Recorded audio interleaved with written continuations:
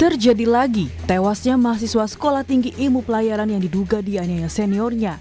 Korban ialah Putu Satria Ananda Rustika. Ayah korban masih terpukul atas kematian anaknya yang tak wajar. Karangan bunga duka cita tampak berjejer di rumah duka Desa Gunaksa, Kecamatan Dawan, Klungkung, Bali. Orang tua Putu Satria bercerita bahwa keinginan bersekolah di Taruna Sekolah Tinggi Ilmu Pelayaran merupakan cita-cita korban sejak dulu. Keluarga pun meminta kasus ini diusut tuntas. Sebenarnya anaknya baik, menurut teman-teman juga pengakuannya baik, suka berorganisasi lah. Terus memilih sekolah tinggi PTIP ini kemudian gimana? Oh, dari kemauannya dia. Dia ingin sekolah di kedinasan. Dari hasil gelar perkara, polisi menetapkan satu tersangka kasus penganiayaan berinisial TRS yang merupakan mahasiswa tingkat 2 STIP Cilincing. Tersangka menganiaya korban usai berkegiatan di kampus. Penindakan yang dilakukan ini menggunakan kekerasan tangan kosong, tidak menggunakan alat, tidak menggunakan, jadi pemukulan dengan tangan kosong. Tapi tindakan kekerasan ekstensif ini ya saya ini sangat tidak boleh dan kemudian berakibat fatal. Tersangka tunggal di dalam proses atau peristiwa pidana ini yaitu saudara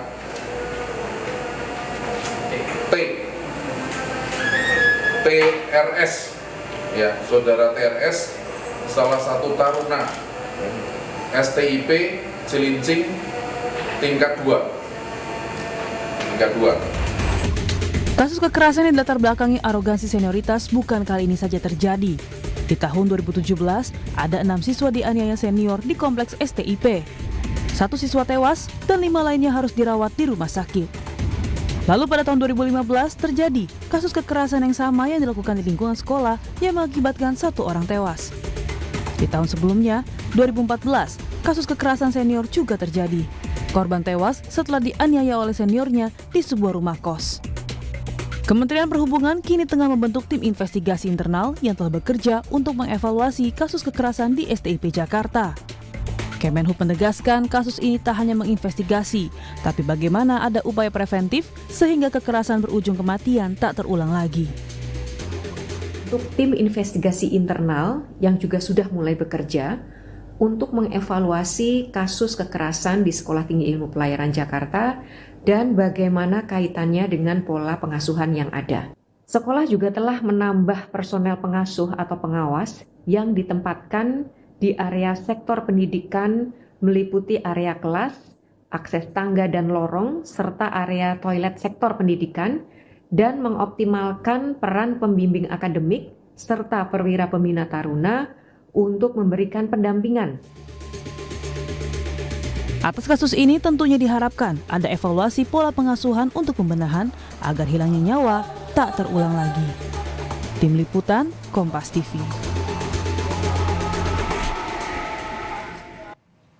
Kasus penganiayaan di lingkungan Sekolah Tinggi Ilmu Pelayaran atau STIP kembali terulang hingga mengakibatkan tewasnya 1 siswa hingga meninggal. Meski Kementerian Perhubungan kini tengah menginvestigasi sekaligus mengevaluasi STIP secara internal, bagaimana sebenarnya pengawasan di lingkungan sekolah? Lalu apa saja yang harus diperhatikan agar kasus ini tidak lagi terulang?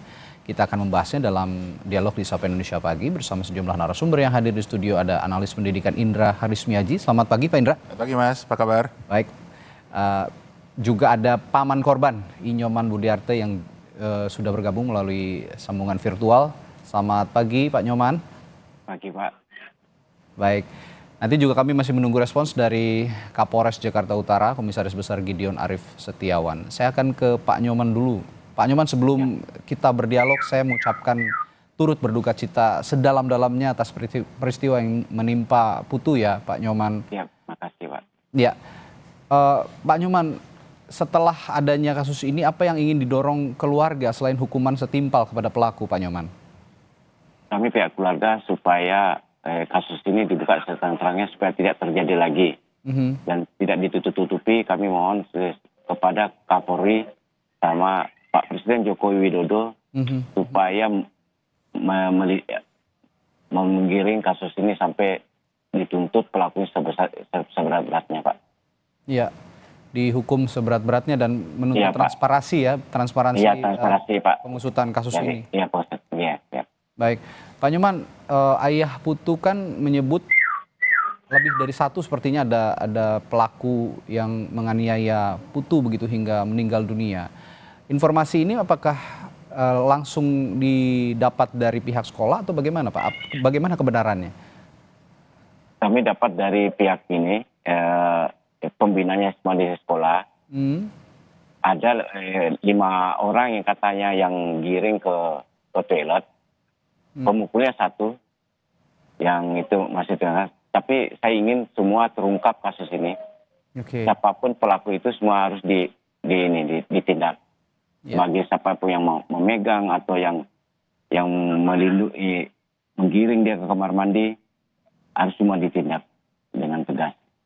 Oke.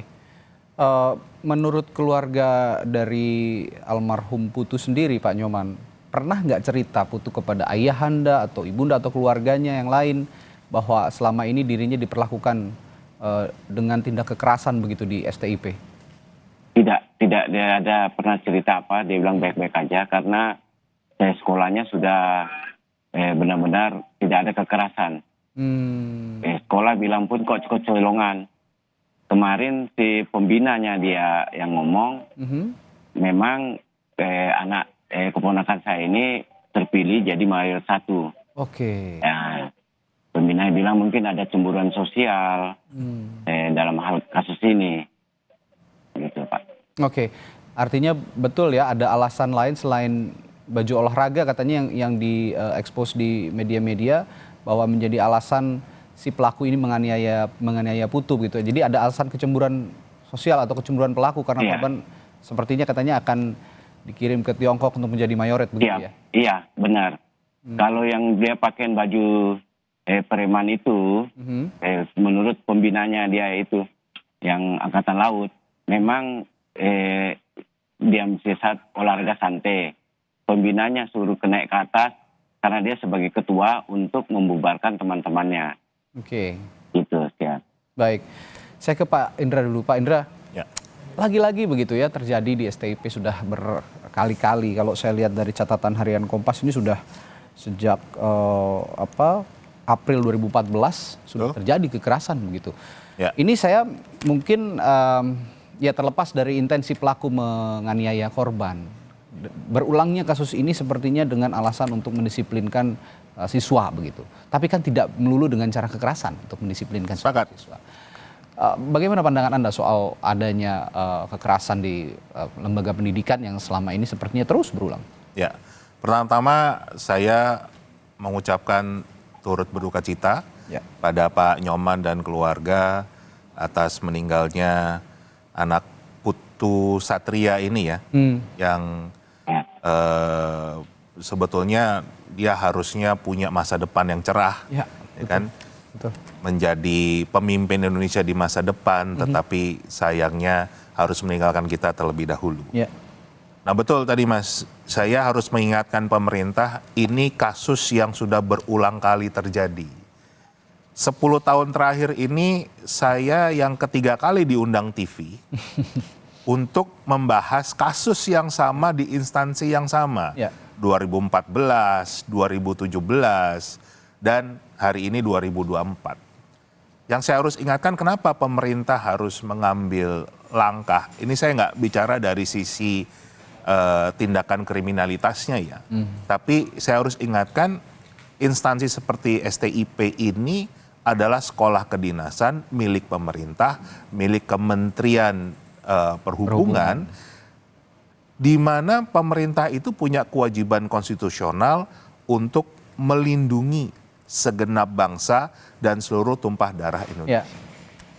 Ini berarti ada secara fundamental, ada hal yang keliru dalam proses pendidikan di sekolah kedinasan, apalagi di STIP ini, karena berkali-kali nyawa anak hilang.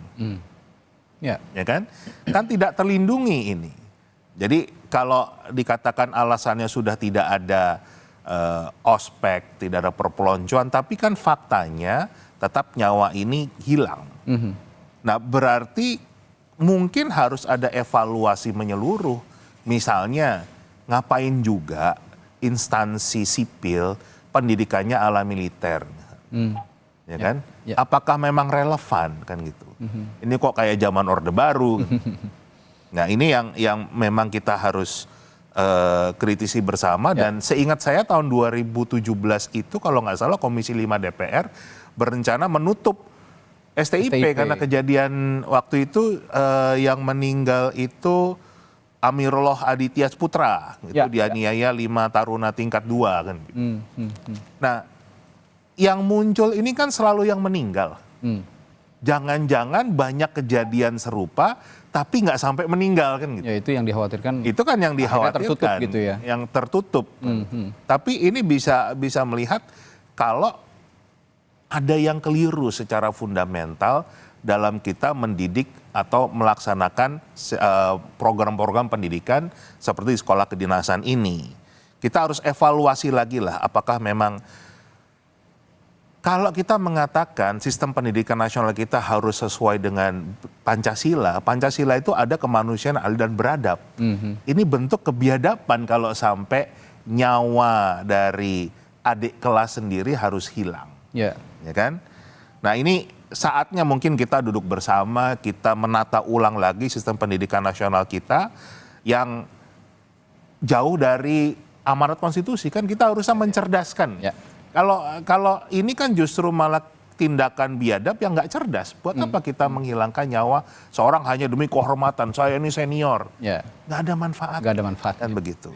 Nah, kalau begini Pak Indra, kalau tadi ada alasan dicurigai juga oleh keluarga bukan hanya alasan perkara baju olahraga saja, itu kan sepele, tapi juga ada kecemburuan sosial begitu di sekolah ketika korban ini, almarhum Putu ini dinilai berprestasi dan juga akan dikirim ke Tiongkok untuk menjadi mayoret. Nah ini ada kecemburuan sosial seperti ini. Itu pun bukan jadi alasan sepertinya untuk melakukan kekerasan.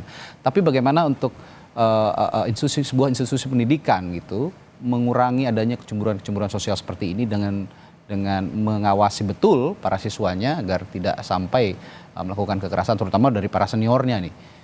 Untuk kecemburuan sosial ini poinnya bagaimana Pak menurut Pak Indra? Ini agak kontradiksi juga kalau misalnya biasanya pendidikan ala militer itu justru meninggikan konsep kesetaraan. Jadi nggak ada tuh anak yang berprestasi, anak yang pinter, anaknya semua dianggap sama. Tapi kalau ini muncul kan berarti malah kontradiksi. Nah itu tadi balik lagi sebetulnya gimana sih tata kelola pendidikan kita di sekolah-sekolah kedinasan ini? Apa yang sebetulnya dilakukan di sana? Yang mau dicapai itu apa? Ya kan? Kita mau mendidik anak yang seperti apa dan nanti akan jadinya seperti apa. Kalau yang seperti ini kan betul-betul tadi saya katakan tidak menunjukkan bagaimana punya rasa kemanusiaan yang adil, yang beradab. Kesalahan ada di lembaga pendidikannya, tidak menanamkan nilai-nilai Pancasila ini. Nah ini juga yang mungkin kita harus mengubah lagi cara pandang kita, mindset kita, ya kan? Kita nggak bisa ternyata model penyelesaiannya dengan seperti ganti genteng bocor. Jadi cuman hanya ganti gentengnya aja. Ini mungkin kita harus bicara secara menyeluruh, mungkin kerangkanya itu yang harus kita ubah.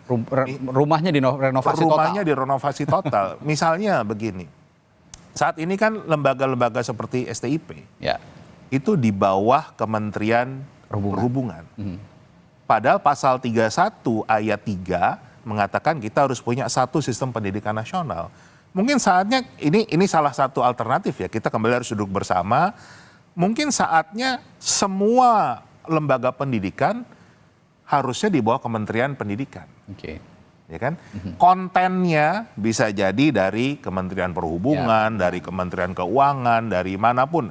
Tapi kita bicara lembaganya itu adalah Kementerian Pendidikan dan Kebudayaan, misalnya seperti itu. Karena kalau saya ngelihat artikel di Harian Kompas tanggal 1 Januari, itu tahun 2023 ternyata bicara tentang perundungan atau kekerasan di instansi pendidikan naik dari 2022 nih, dari 2022 gitu. itu kan berarti memang ada yang keliru dalam sistem pendidikan nasional kita. Saatnya, ini apalagi momen yang tepat ya, kita mau punya pemerintah baru, Ya. kita punya anggota legislatif yang baru. Ayo kita tata ulang lagi sistem pendidikan nasional kita, termasuk sekolah-sekolah kedinasan ini, supaya betul-betul hasilnya itu kita punya manusia yang unggul, manusia yang kompeten, tapi juga beradab, punya kemanusiaan, berakhlak mulia. Itu yang tidak sesuai dengan apa yang sudah dicita-citakan oleh para pendiri bangsa. Jadi lebih baik, artinya menurut Anda lebih baik pengawasan satu pintu untuk lembaga pendidikan dari Kementerian Pendidikan gitu ya. Kalau konten bolehlah dari berbagai Karena kementerian. konstitusinya bilangnya begitu. Begitu, ya kan? ya. Kan berarti kita yang melanggar konstitusi kita sendiri nih. Ya. Dan juga ada dasarnya kan, ini berulang kali loh, bukan cuma sekali loh. Ya. Saya katakan, saya aja 10 tahun terakhir udah ketiga kali nih diundang dengan kasus yang sama, tapi nggak ada penyelesaian sama sekali. Kan berarti secara fundamental di sana yang ada masalah. Ya. Dan tadi saya katakan, jangan-jangan banyak kasus lain, tapi tidak sampai kematian. Dan itu tidak diungkap gitu ya. Tidak diungkap. Nah, buktinya nih berulang kali terjadi kok. Baik. Pak Nyoman, saya mau ingin Anda berbagi cerita sedikit dong tentang kesehariannya Putu sebelum dia memutuskan untuk masuk STIP. Sebenarnya cita-citanya apa sih Pak Nyoman? Kenapa juga akhirnya Putu itu memilih STIP untuk sekolahnya di jenjang pendidikan tinggi? Oke. Awalnya dia memang kepingin sekolah kedinasan sama polisi. Karena di polisi ada kakinya kurang begitu bagus. Oke. Dia lari ke kedinasan. Dia kepingin. Memang orangnya dia dari kecil anaknya baik, santun, dan dia aktif berolahraga. Sedangkan dia dulunya seorang paskibraka. Nah, ikut kedinasan, dia lulus. Masuk ranking ke-13 dari 700 pendaftar. Nah, beliau bilang sama saya, Pak Mang, mau ikut sekolah kedinasan STIP. Saya bilang, Rio, di STIP itu 2017 itu terjadi pembunuhan. Dan begitu sadis. Saya nggak mau kamu jadi korban. Dia bilang, tidak Pak Mang, karena kalau terjadi pembunuhan, STIP akan ditutup. Oke. Tidak akan lagi ini. Nah, oke, kamu lanjutin, lulus. Saya mohon pada pemerintah, STIP kalau dibubarkan wajar, harus dibubarkan. Kalau bisa, ini tamatannya harus tamat, diganti bajunya, jangan seperti kayak militer. Itu yang baju kayak pangkat, itu seolah-olah dia bangga, seorang dari militer. Kalau dia mau jadi militer, jangan sulabri. Jangan pakai baju ini kalau sekolah kedinasan. Pakai baju biasa jadinya tingkat 1, tingkat 2, sama. Karena dia mendidik seorang pemimpin, bukan mendidik seorang penjahat. Nyawa orang hilang itu kan kami sangat sedih sekali dari keluarga. Karena beliau itu orangnya pintar dan santun dan rajin. Gitu Pak. Ya, kami bisa juga membayangkan bagaimana keluarga sangat kehilangan karena Putu itu kan seorang yang berprestasi, seorang yang tekun begitu ya kalau saya mendengar cerita Pak Nyoman. Dan pernah diperingati ya Pak ya oleh keluarga, janganlah masuk STIP karena pernah ada kejadian begitu ya, tapi dia bersikukuh tetap masuk. Saya peringatin karena kejadian beberapa kali tindakan pemerintah tidak ada untuk melakukan tindakan tegas untuk sekolah itu. Nah, sampai detik ini ternyata terbukti dengan keponakan saya. Saya sudah mengingatkan dia, memang masuk di situ, jangan sampai masuk. Tapi ketertarikan Putu sendiri terhadap dunia pendidikan kemiliteran itu sudah ada sejak kecil ya, Pak? Sudah ada. Oke, meskipun jika masuk STIP ya janganlah disamakan juga ya dengan pendidikan kemiliteran karena beda. Kalau pendidikan tentara kan memang dia punya teknik-teknik tersendiri.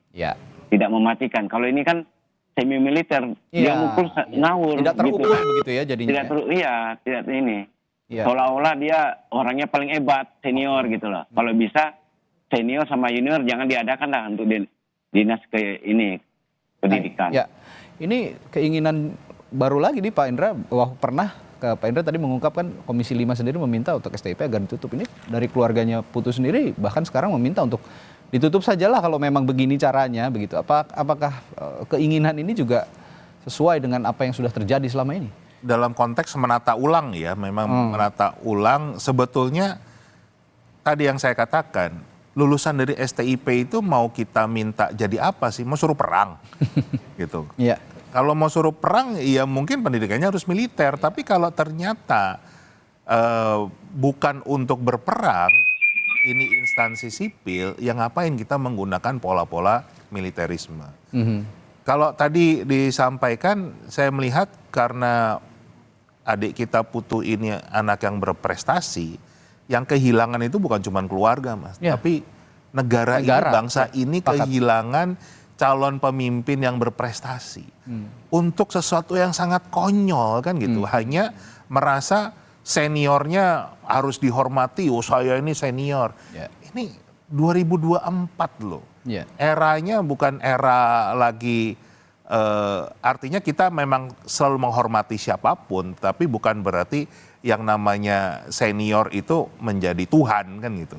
Itu lagi kan bertentangan dengan Pancasila lagi. Nah itu yang kita harus perbaiki. Jadi kita tentunya ingin punya manusia-manusia Indonesia yang punya kapasitas, kompetensi di bidangnya.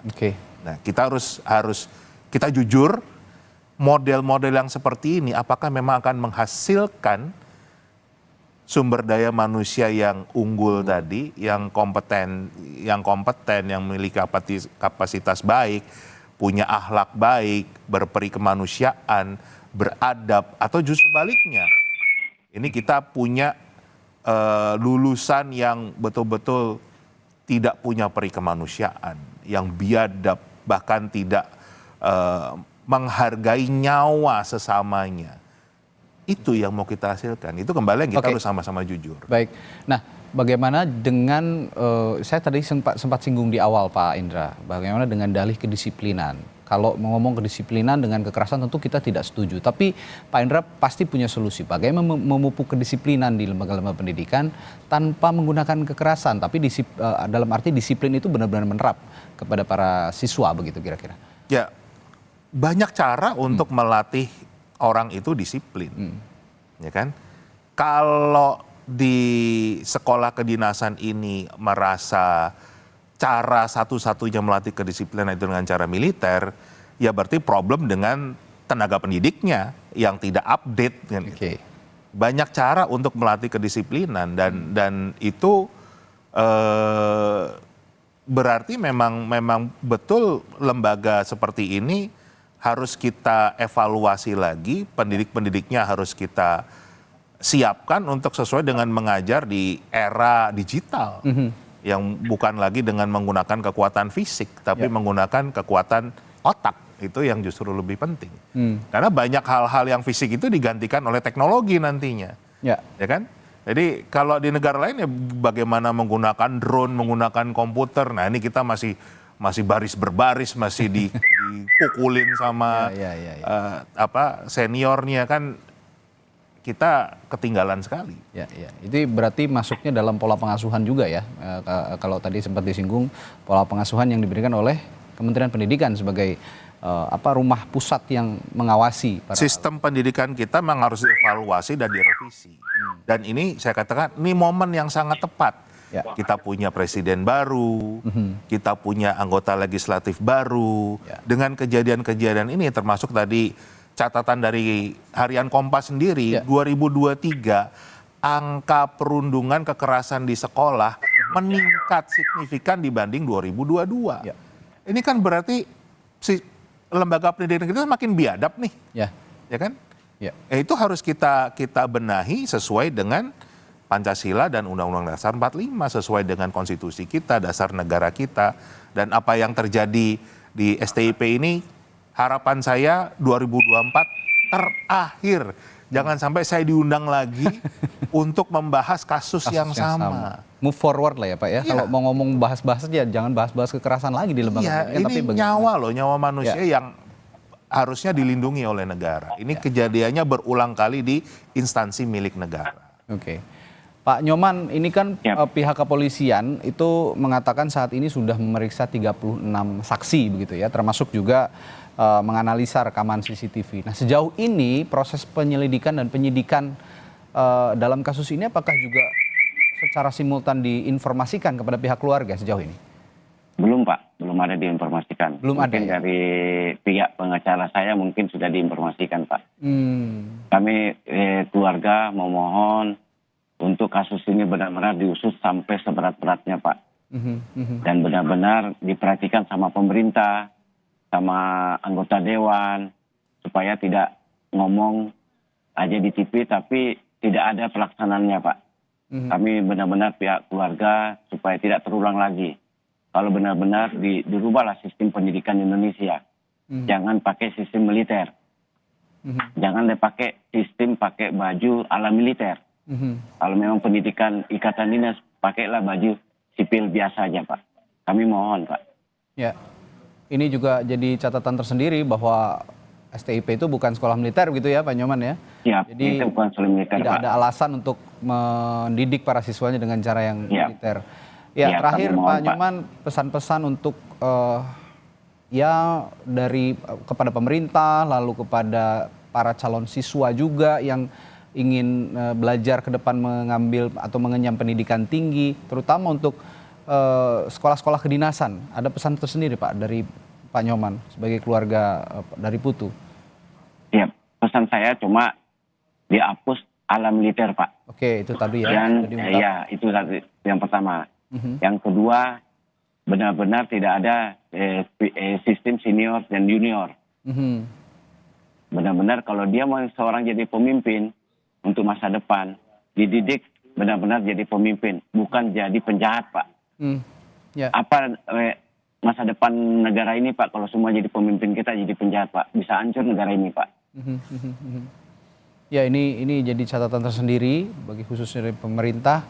Tadi juga sudah dibahas juga sama Pak Indra bahwa benar-benar institusi pendidikan yang yang resmi begitu tidak boleh sama sekali mengulang peristiwa serupa. Ya. Dan ini menjadi naungan pelajaran tersendiri bagi Kementerian Pendidikan begitu. Tambahan sedikit ya. Ya, silakan Pak Indra. Kalau tadi bicara tentang alasannya kedisiplinan, pertanyaan berikut, apakah memang seorang mahasiswa itu memang punya tugas dan fungsi untuk mendisiplinkan mahasiswa yang lain? Apakah dia memang punya kapasitas ke sana, punya kompetensi ke sana? Kalau itu dibiarkan dalam instansi seperti ini, bahaya sekali. Ya kan? Saya sepakat dengan disiplin itu penting, tapi juga siapa yang mendisiplinkan? Kalau itu asalnya dari dosennya, dari tenaga pendidiknya, itu bagian dari tugas dan fungsinya. Tapi kalau sesama mahasiswa dengan dalih mau mendisiplinkan, apa iya dia memang punya kapasitas ke sana? Kan ini juga yang kita harus berpikir secara logis kalau mau cari-cari alasan ya. Dan begitu. Baik, itu catatan dari Pak Indra bahwa kapasitas mahasiswa juga harus diperhitungkan untuk mendisiplinkan mahasiswa yang lain karena itu bukan kapasitasnya. Ini yang menjadi catatan agar kasus yang menimpa almarhum Putu di STIP ini tidak terulang kembali. Baik, terima kasih Pak Indra Harismiaji, analis pendidikan, dan juga Pak Nyoman dari pihak keluarga almarhum Putu. Sekali lagi kami turut berduka cita yang sedalam-dalamnya dan semoga apa yang menimpa Putu ini menjadi yang terakhir yang terjadi di institusi pendidikan kita. Terima kasih. Selamat pagi Bapak-bapak, sehat selalu. Pagi.